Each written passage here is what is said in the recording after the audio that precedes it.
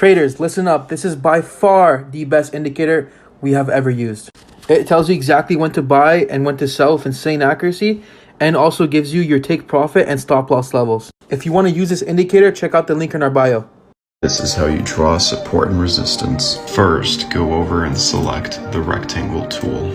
It should look something like this. Make sure that you have candlesticks selected and zoom out on one of the higher time frames. Now start from the left and look for a small price range that has been tested multiple times from the top and bottom.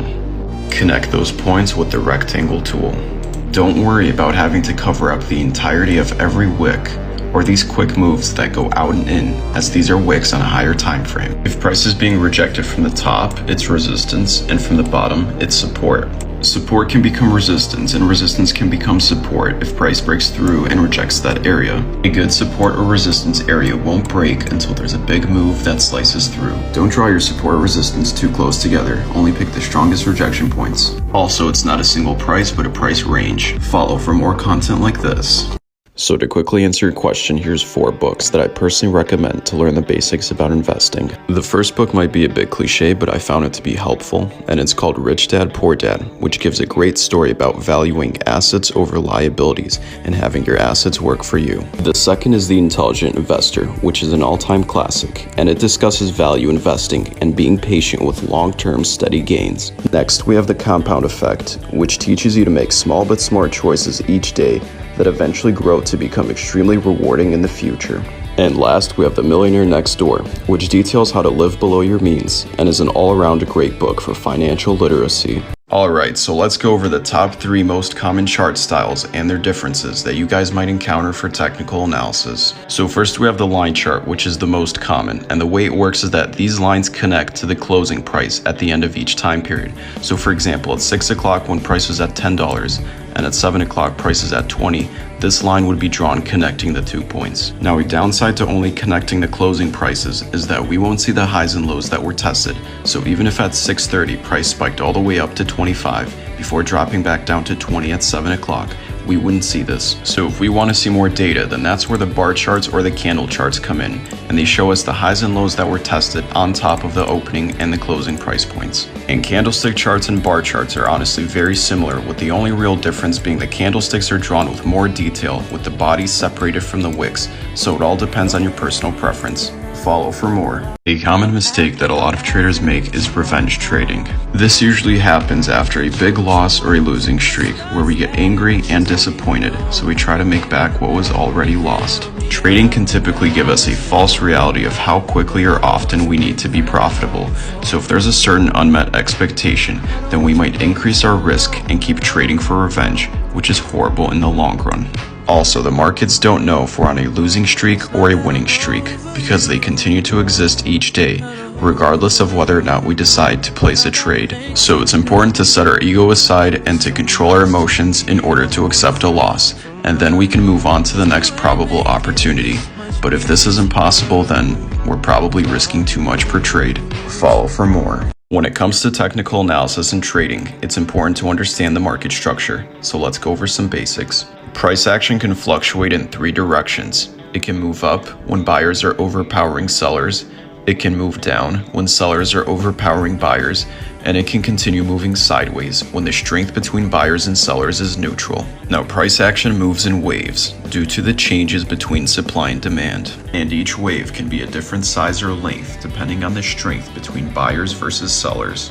Now, when it comes to trends, there are uptrends and there are downtrends, which are typically composed of impulsive waves followed by corrective waves. Impulsive waves are simply long and volatile movements that go in the direction of the trend, whereas corrective waves are typically shorter counter-trend movements. When the strength of impulsive waves decreases, the trend slows down until it transitions into a period of consolidation. Follow for part 2. How to win all your trades in Forex. It's impossible to win every trade, but if you follow some rules, you'll definitely have more wins than losses. Rule number 1. Always trade with the trend. So if it's an uptrend, you're only taking buys, and if it's a downtrend, you're only taking sells. Counter-trend trading can be really dangerous, and it's more of a headache than anything. Step number 2, stay away from consolidation. If the market isn't in an uptrend or a downtrend and it's just moving sideways, that means you're in consolidation, and it's just an emotional roller coaster that you want to stay away from. Step number 3 is to stay away from FOMO, or fear of missing out. I know seeing this, you might want to take a sell, but if it's an uptrend, you're only going to want to be taking buys, and this is most likely a false move anyway.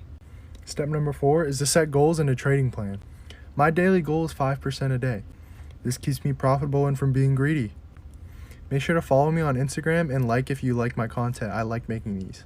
You guys have been asking what my main source of income is, so here it is. First, open up your phone and go to the App Store. Next, you want to find MetaTrader 4, which is completely free.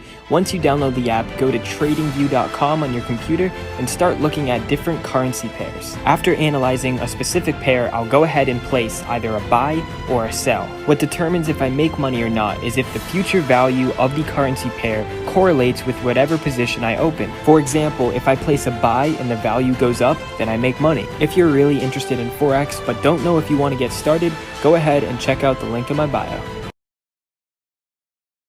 Trading is the hardest thing because I don't understand. Bro, let me change that. First, you want to go to tradingview.com. So like we learned in the last video, this is called an uptrend. If you want to have the highest chances of being profitable, you want to trade with the trend. So the purple lines are impulses and the yellow are retracements. Our job is to predict those retracements. That way we can place a buy and follow the trend. So the first step, I found a support level right around there. Now we're going to use the Fibonacci retracement tool to predict where the retracement will come down to. We're going to use the RSI as a final confirmation, and you can see it's down at a support level as it comes and retraces. We had multiple confirmations, so you'd place a buy there and take your profit up there.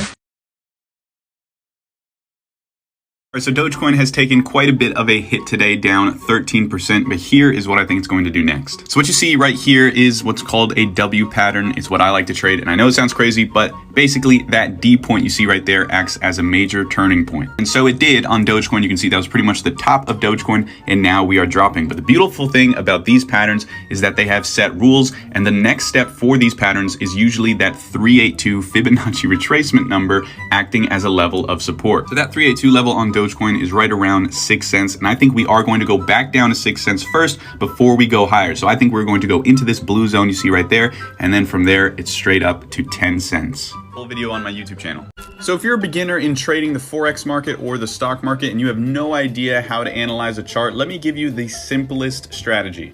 So we call it the ABCD pattern, and it's one of the most basic patterns you can learn in the market, and it goes like this: A, B, clone this, paste it forward, and now you have C, D, A, B, C, D.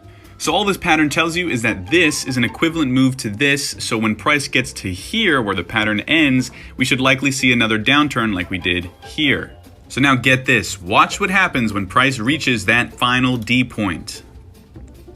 You can see we can't get past it and we do start turning back down. Now go make some money.